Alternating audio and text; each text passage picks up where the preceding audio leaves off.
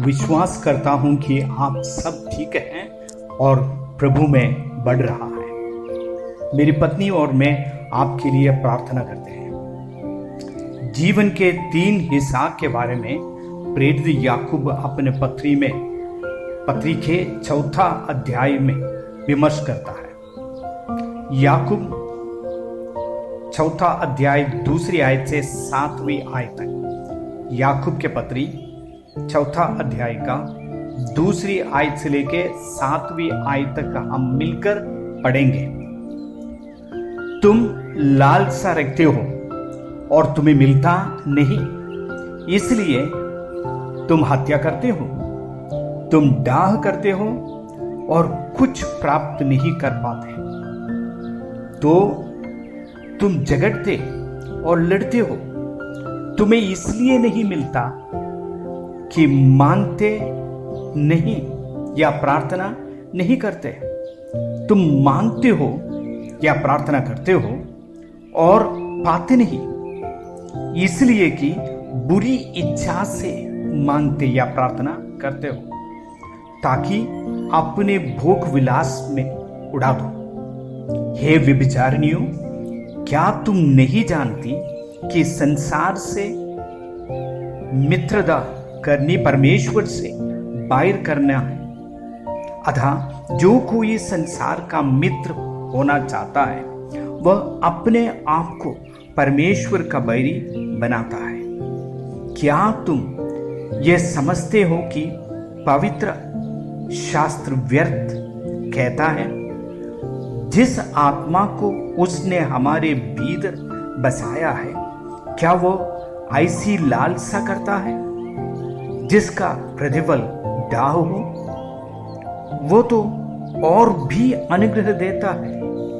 इस कारण ये लिखा है, परमेश्वर अभिमानियों का विरोध करता है पर दीनों पर अनुग्रह करता है। इसलिए परमेश्वर के अधीन हो जाओ और शैतान का सामना करो, तो वह तुम्हारे पास से भाग निकलेगा। हमारे जीवन के 3 हिस्सा जिस पर याकूब अपनी उंगली रखता है, वो ये है। नंबर 1, हमारे प्रार्थना का जीवन। दूसरी, हमारी सांसारिक जीवन। तीसरी, परमेश्वरीय जीवन या भक्ति के जीवन। मैं दोहराता हूं, आपको लिखना है तो आप लिख सकते हैं। 3 हिस्सा जीवन का जो कि याकूब अपने पत्री में विमर्श करते हैं, सिखाता है। फर्स्ट, हमारे प्रार्थना का जीवन। दूसरी, हमारी सांसारिक जीवन। तीसरी, परमेश्वरीय जीवन या भक्ति के जीवन। हम सब इन 3 बातों के ऊपर स्वयं को जांचेंगे। स्वयं को जांच के देखिए, इन 3 हिस्सा में आपकी और मेरी जीवन किस प्रकार से कैसे चल रहा है। जिस वक्त प्रार्थना जीवन के बारे में सुनता है, कई लोग एक पुआल के आकार में सिकुड़ते हैं। इन 3 कक्षाओं के लोगों के विषय में सुनिए। याकूब 4 अध्याय की 2 आयत बताती है, तुम्हें इसलिए नहीं मिलता क्योंकि तुम प्रार्थना नहीं करता, यह यीशु मसीह से नहीं मांगता। यीशु मसीह ने कहा, मांगो या प्रार्थना करो तो तुम्हें दिया जाएगा। क्या आप अपनी जरूरतों के लिए प्रार्थना करते हैं? औरों की जरूरत के लिए भी प्रार्थना करते हो? क्या आप अपनी आत्मिक और शारीरिक स्वास्थ्य के लिए प्रार्थना करते हैं? प्रार्थना ना करने से भी कई चीजें आपको मिल सकते हैं। वह इसलिए कि हमारा परमेश्वर अनुग्रहकारी है और सबके लिए अच्छा है। लेकिन यदि आप प्रार्थना ना करें तो जो उत्तम चीजें परमेश्वर आपको देना चाहते हैं वह आप तक नहीं पहुंचेगा। आप शायद बिल्कुल प्रार्थना ना करने वाला एक व्यक्ति है, नहीं है तो गलत प्रार्थना करने वाला व्यक्ति है। या तो आप बिल्कुल प्रार्थना नहीं करते, नहीं है तो आप गलत तरीके से प्रार्थना करते हैं। तीसरी आयत में याकूब के पत्री 4 अध्याय का 3 आयत में याकूब इस दूसरी झुंड के बारे में बताते हैं जो कि प्रार्थना गलत तरीके से करते हैं। तुम मांगते हो और पाते नहीं, इसलिए कि बुरी इच्छा से मांगते हो ताकि अपने भोग विलास में उड़ा दो। परमेश्वर हमारी लालच को नहीं, जरूरत को पूरी करता है। इसलिए जब आप प्रार्थना करके परमेश्वर से कुछ भी मांगते हो, इस बात की निश्चय कीजिए कि कोई छिपा हुआ योजना उसमें नहीं है। अपने खुद की मकान होना एक आवश्यकता समझकर आप परमेश्वर से मकान के लिए प्रार्थना कर सकते हैं, वो गलत नहीं होगा। लेकिन यदि आप एक बेहतर नौकरी के लिए प्रार्थना कर रहे हैं, यह सोचकर कि एक और मकान दूसरी शहर में भी मैं खरीदूंगा, यह है बुरी इच्छा से मांगना। आप हर शहर में मकान तो बनवाएंगे, लेकिन स्वर्ग में एक भी आपके लिए नहीं होंगे। इसलिए सही प्रार्थना करें, आवश्यकता के लिए करें। तीसरी झुंड वो है जो प्रार्थना करने वाले लोग। मैं विश्वास करता हूं हम में अनेक लोग इस झुंड में हैं, होना चाहिए। परमेश्वर सहायता करे कि आप प्रार्थना करने वाला एक व्यक्ति हो। वे इसलिए प्रार्थना करते हैं क्योंकि वे जानते हैं, प्रार्थना करने वाले लोग जानते हैं कि जब हम प्रार्थना करते हैं परमेश्वर खुश होता है। जो लोग मंदिर में लेन देन कर रहे थे उनसे यीशु मसीह नाराज हो गए थे और प्रभु ने कहा कि मेरा भवन प्रार्थना का भवन कहलाया जाएगा।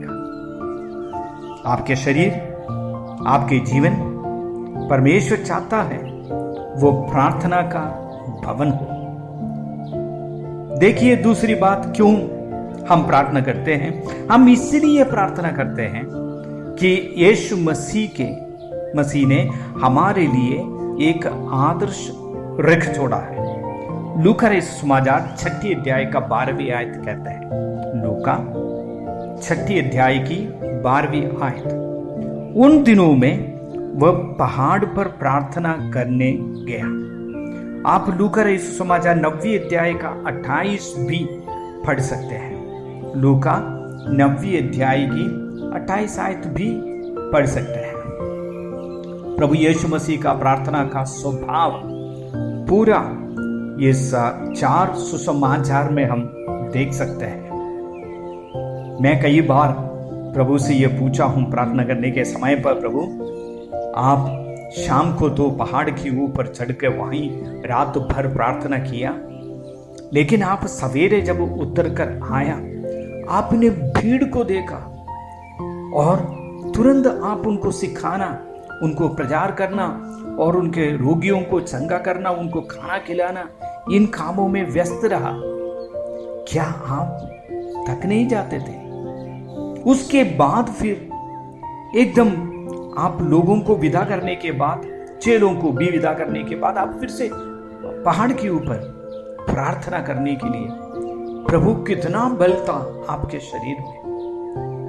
मैं ऐसे प्रार्थना तो नहीं कर पाता, पूरा एक रात भर प्रार्थना करना प्रभु जी बहुत मुश्किल होता है, लेकिन आप अपनी पूरी जीवन में इस प्रकार से प्रार्थना करते करते हमारा सामने बहुत अच्छा एक नमूना रखा।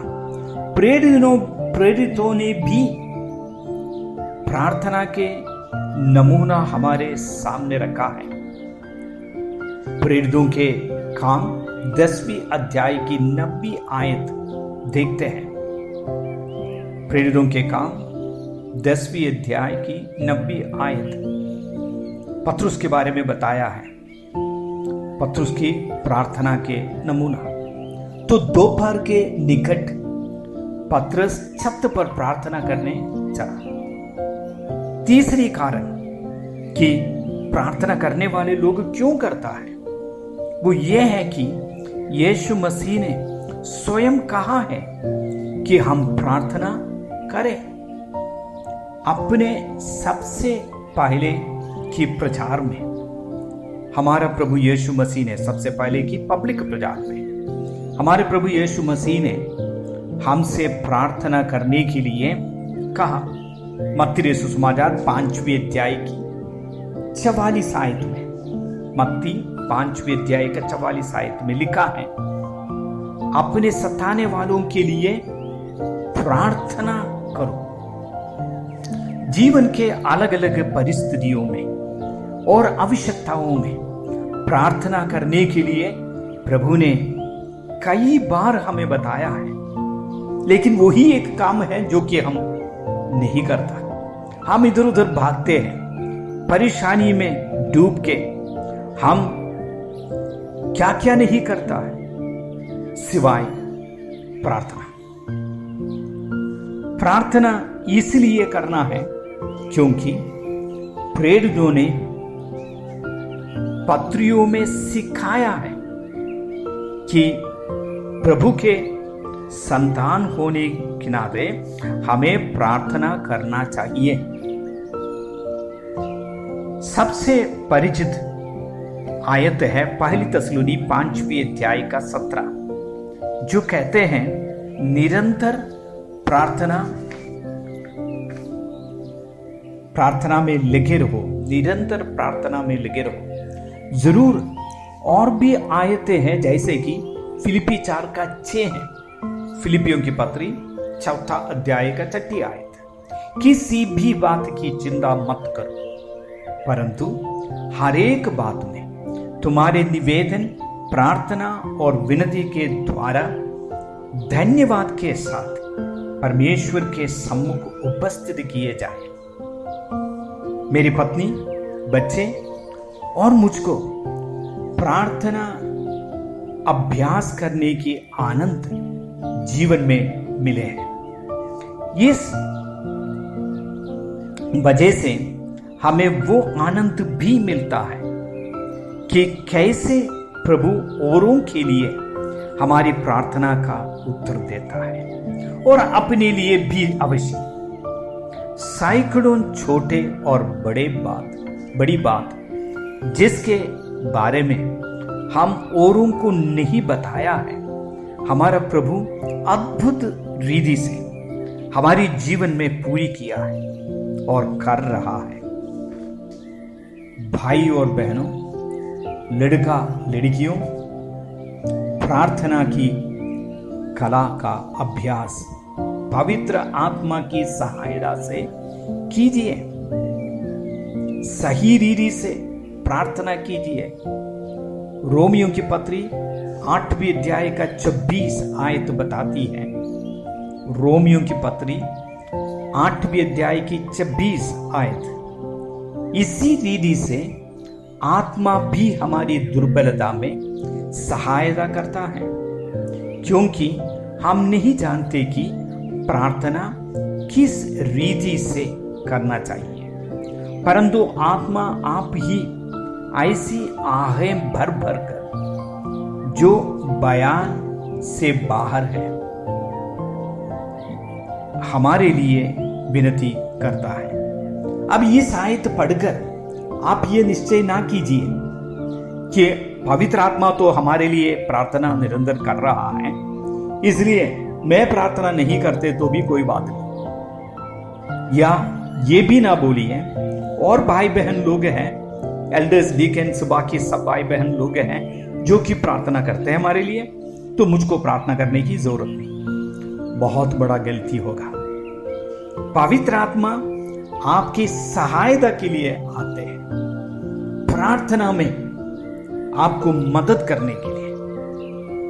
आज ही प्रार्थना करना शुरू कीजिए। दानियल, दाऊद और अन्य लोगों के समान प्रार्थना के लिए समय निश्चय कीजिए और आप मांगने से और सोचने से अधिक प्राप्त करने की आनंद का अनुभव आपको मिल जाएंगे।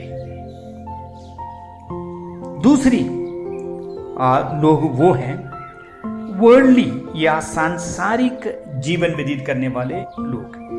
पहले प्रार्थना का जीवन और दूसरी आपके सांसारिक जीवन।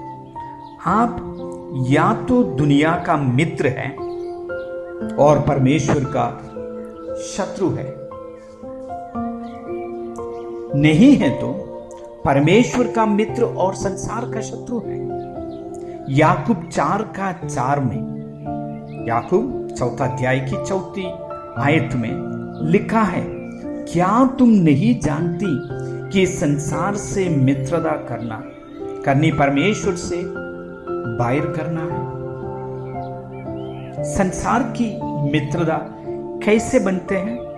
कुछ भी नहीं करना, आप संसार के मित्र ही रहेंगे। संसार के मित्र का मतलब है कि आप संसार के बुरी व्यवस्था का पीछे कर रहे हैं। संसार के बुरी व्यवस्था का पीछे करने वाला एक व्यक्ति है। Means you are following the evil system of this world. ये संसार की व्यवस्था बुरा है और भ्रष्ट है। उसको ना समझकर और सोचकर लोग उसका पीछा करता है। इसका मतलब यह नहीं कि आप एक अविश्वासी का मित्र नहीं हो सकता। इसका मतलब है कि आप अविश्वासी मित्र का बुरी व्यवहार का भागीदार नहीं बन सकते हैं। जब आप ये संसार की बुराई का भागीदार बनते हैं, आप परमेश्वर का शत्रु बन जाते हैं। जब आपने यीशु मसीह को अपने जीवन में स्वीकारा, आप परमेश्वर का मित्र बन गया। यूहन्ना 15 अध्याय का 14 आयत। यूहन्ना 15 अध्याय का 14 आयत में हमारा प्रभु ने स्वयं कहा, जो आज्ञा मैं तुम्हें देता हूं, यदि उसे माने तो तुम मेरे मित्र हो। हम अपनी विचारों, हमारे पसंद और कार्यों में साझा करके दोस्त बन जाते हैं। दोस्त बनने के लिए तरीका यही तरीका है, दूसरों के विचार और पसंद और उनके काम, इसमें हम साझा करके मित्र या दोस्त बन जाता है। उदाहरण के लिए क्रिकेट खेलने वाले से मिलकर जब आप खेलने लगता है, धीरे धीरे आप उनके दोस्त बन जाते हैं। उनके विचारों को, उनके पसंद और कार्यों को आप स्वीकारना शुरू करते हैं। कई लोग चिट्ठी लिखकर मित्र बन जाते हैं। हम उनको पेन फ्रेंड्स बुलाते हैं। आज उसके बदले फेसबुक फ्रेंड्स कहते हैं। कई बार ये मित्र व्यक्तिगत तौर से मिला नहीं है, लेकिन इतना दोस्ती हो जाते हैं कि वह शादी भी कर लेता है। कुछ समय के बाद उनमें से कई लोग भयंकर समस्या में डूब जाते हैं।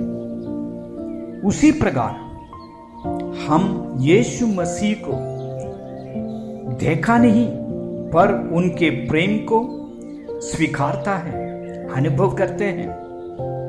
ये उनके अद्भुत चिट्ठियों के द्वारा, जो कि बाइबल है। बाइबल परमेश्वर का चिट्ठी आपके लिए और मेरे लिए है। पहली पत्रुस पहली अध्याय की 8वीं आयत में लिखा है, उससे तुम बिन देखे प्रेम रखते हो।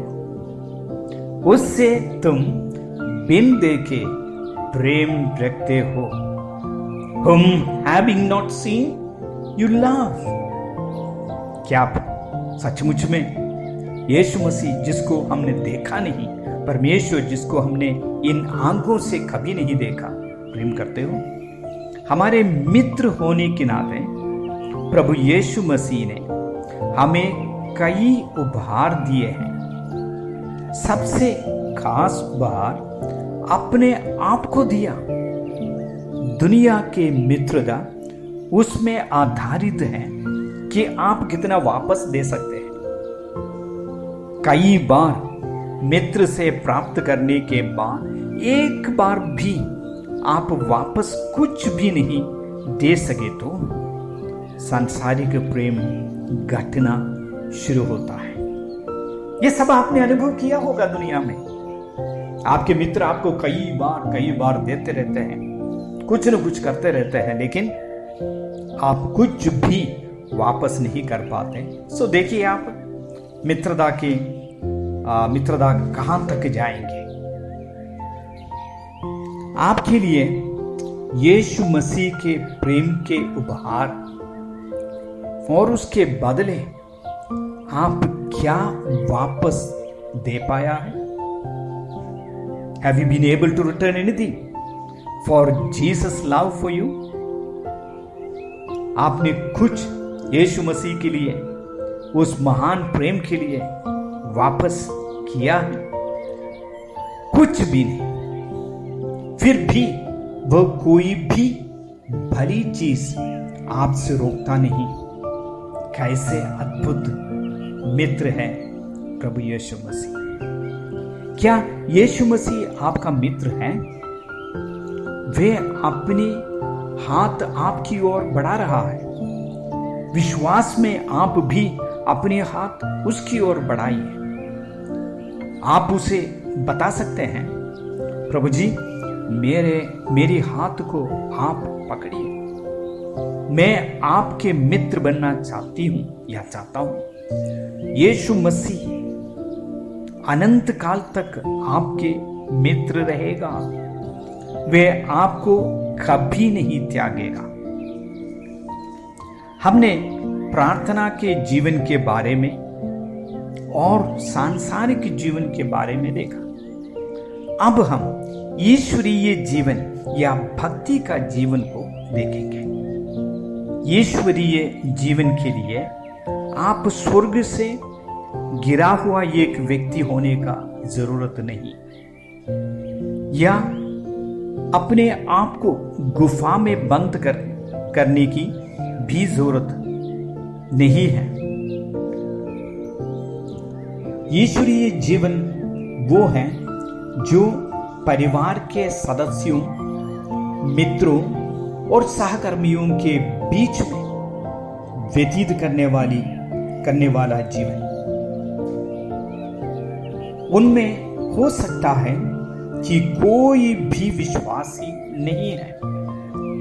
यूहन्ना 17 अध्याय का 11 आयत में, यूहन्ना 17 अध्याय का 11 आयत में हमारे प्रभु यीशु मसीह ने प्रार्थना किया, पिता से वो प्रार्थना कर रहे थे। उन्होंने इस प्रकार से कहा, मैं अब जगत में ना रहूंगा, परंतु ये जगत में, मतलब ये चेले जगत में रहेंगे और मैं तेरे पास आता हूं। हे पिता, हे पवित्र पिता, अपने उस नाम से जो तूने मुझे दिया है उनकी रक्षा कर। हम उसी अध्याय का 15 आयत भी पढ़ेंगे, यूहन्ना 17 अध्याय की 15 आयत। सुनिएगा, मैं यह विनती नहीं करता कि तू उन्हें जगत से उठा ले, परंतु ये कि तू उन्हें उस दुष्ट से बचाए रख। परमेश्वरीय या भक्ति के जीवन का मतलब ये नहीं है कि आप कभी पाप नहीं करेंगे। उसका मतलब ये है कि किसी भी परिस्थिति में आप यीशु मसीह के हाथों में गिरेंगे और उनसे क्षमा मांगेंगे। यीशुरीय जीवन बुजुर्ग और परिपक्व लोगों के लिए आरक्षित नहीं है। It is not reserved for the old and the mature people.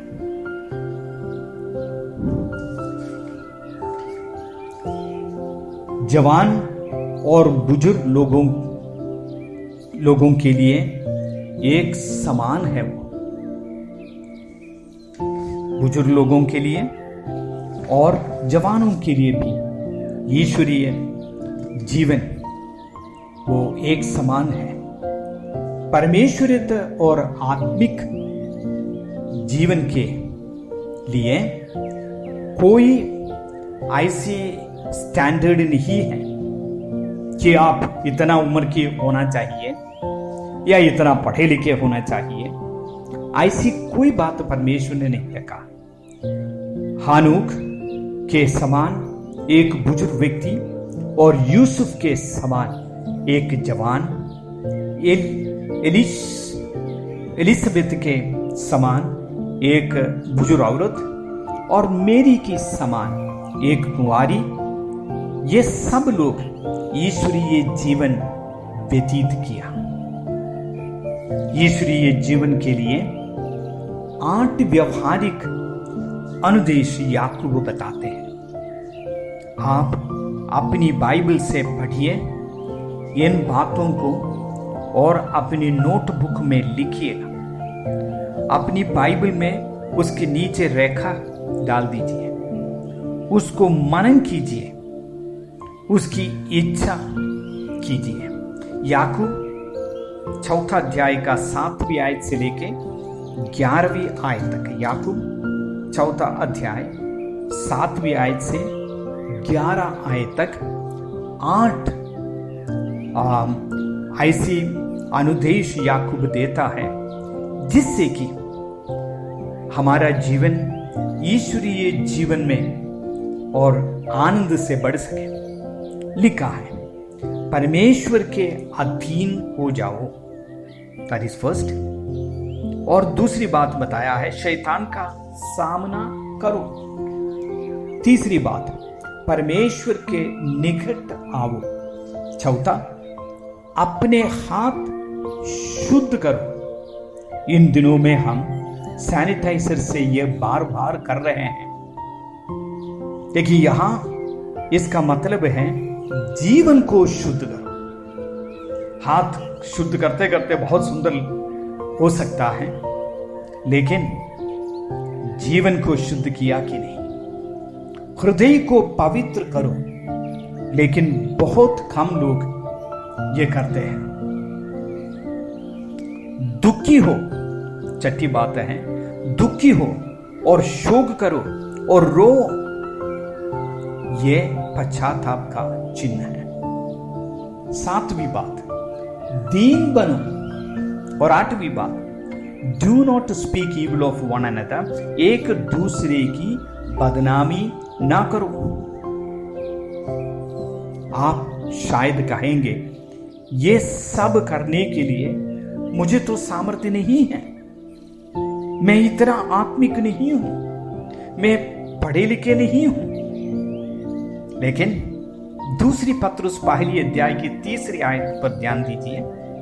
दूसरी पत्रुस पहला अध्याय का 3 आयत, क्योंकि उसकी ईश्वरीय सामर्थ्य ने सब कुछ जो जीवन और भक्ति से संबंध रखता है हमें उसी की पहचान के द्वारा दिया है, जिसने हमें अपनी ही महिमा और सद्गुण के अनुसार बुलाया है, जिनके द्वारा हम ईश्वरीय स्वभाव के सहभागी हो जाओ। आपके पास सामर्थ्य नहीं होगा, लेकिन परमेश्वर कहते हैं मैंने तो ऑलरेडी आपको दे रखा है। हम ईश्वरीय जीवन में बढ़ने के लिए परमेश्वर ने व्यवस्था किया है, उसको हम अपनाएं। तो ईश्वरीय जीवन क्या है? वो ऐसा ही एक जीवन है जिसमें परमेश्वर के सामर्थ्य है। यदि परमेश्वर आपको सामर्थ्य देता है तो अवश्य आप ईश्वरीय जीवन ये सड़ाहट और बुरी अभिलाषाओं से भरा हुआ संसार में व्यतीत कर सकते हैं। परमेश्वर ने कहा सामर्थ्य वो दे रहा है, फिर आप पीछे क्यों हट रहे? ईश्वरीय जीवन ये सड़ाहट और बुरी अभिलाषाओं से भरा हुआ संसार आप अवश्य व्यतीत कर सकता है। ईमानदारी से इन 3 प्रश्नों का जवाब यीशु मसीह को दीजिए। Answer these 3 questions and tell Jesus Christ honestly. पहली प्रश्न, क्या आप एक सांसारिक जीवन व्यतीत कर रहे हैं?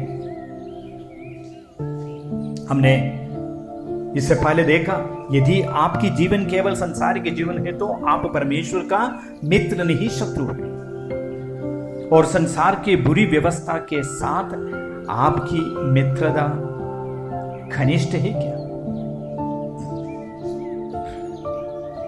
दूसरी प्रश्न, क्या आपको एक प्रार्थना जीवन है?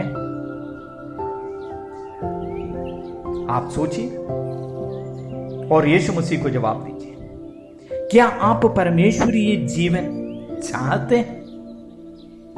शायद परमेश्वरीय जीवन व्यतीत नहीं करते होंगे, लेकिन हृदय के अंदर उसके लिए चाहत है क्या? जब आप इन बातों के बारे में सोचते हैं, ईमानदार रहिए और इसके बारे में यीशु मसीह से बात कीजिए।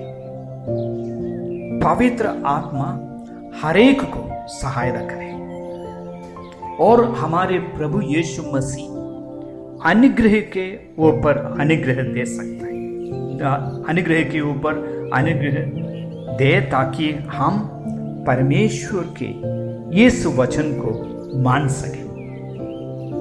इसी वक्त आंखें बंद करके अपना सिरों को झुकाएं। आप स्वयं में खामोशी से सोचकर प्रभु को बताइए, प्रभु बहुत ही मेरा जीवन में दुख है, क्योंकि मैं हर एरिया में, हर कोने में संसार के मित्र बन गया। इसलिए मैं समझता हूं आज मैं आपके बैरी बन गया हूं, मुझे आप माफ कीजिए। प्रभु यीशु मसीह से कहिए, प्रभु आप अनुग्रहकारी होने के वजह से अनेक आशीषों को मैं अनुभव कर रहा हूं, लेकिन मुझ में प्रार्थना के एक जीवन नहीं है। प्रभु मुझे सहायता कीजिए, प्रार्थना का एक जीवन मैं आज निश्चय लेता हूं। ऐसी समय पर मैं प्रार्थना करूंगा या प्रार्थना करूंगी। आप प्रभु से कहिए, प्रभु मैं अपने आप को देख ये कह नहीं सकता कि एक ईश्वरीय जीवन व्यतीत करने वाला व्यक्ति हूं मैं, नहीं है प्रभु।